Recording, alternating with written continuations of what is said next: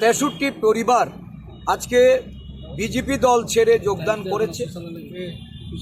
এই যোগদান কর্মসূচিটাকে বাধাপ্রাপ্ত করার জন্য যে নগ্নভাবে সেখানে শাসক দলের গুন্ডারা যে ভূমিকা নিয়েছে, পরবর্তী সময়ে আমরা জানতে পারলাম যে সেখান থেকে যখন আমরা ফিরে আসছি তখন আমাদের ওই ভাঙা পার্টি অফিসটি, যার শুধুমাত্র একটু সামান্য ছাদ, ঘরের ওই টিনের চালা ছাদটা ছিল, ওইটাকেও জ্বালিয়ে দিয়েছে।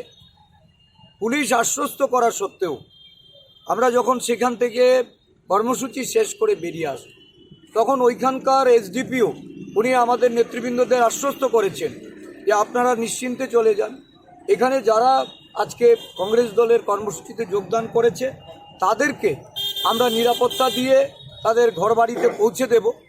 কিন্তু দেখা গেল যে আমরা ফিরে আসার পর তারা আক্রান্ত হয়েছে, তাদের অনেকেই আক্রমণে আহত হয়ে চিকিৎসাধীন অবস্থায় হসপিটালে গেছে, কংগ্রেস অফিসটি জ্বালিয়ে দেওয়া হয়েছে।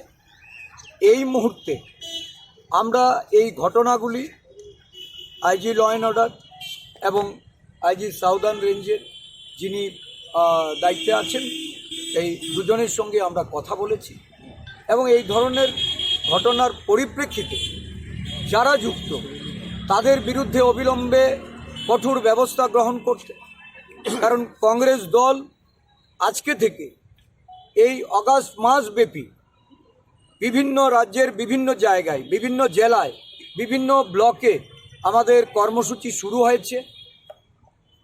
এআইসিসির নির্দেশে আগামী 5 তারিখে আমাদের রাজভবন অভিযান, জেলায় জেলায় এই সিমিলার বিক্ষোভ কর্মসূচি হবে এবং 9 তারিখ থেকে 9 অগাস্ট ভারত ছাড়ো দিবস, এই দিন থেকে আমাদের বিভিন্ন জেলায় বিভিন্ন ব্লকে মাসব্যাপী কর্মসূচি।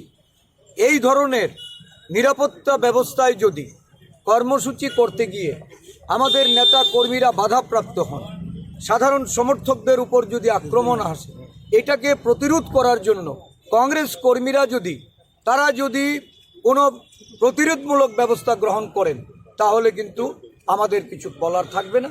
সম্পূর্ণভাবে প্রশাসনকে দায়িত্ব নিতে হবে। কি আশ্বাস কি পেলেন? এখন কথা হয়েছে, ওনারা সমস্ত প্রোগ্রাম কর্মসূচি সব কিছু ওরা নোট করে রেখেছেন এবং দলের তরফ থেকেও তাদের আমরা ডিজিপিকে জানিয়েছি, আজ ল অ্যান্ড অর্ডারকে আমরা এই বিষয়টা আমরা জানিয়ে দেব।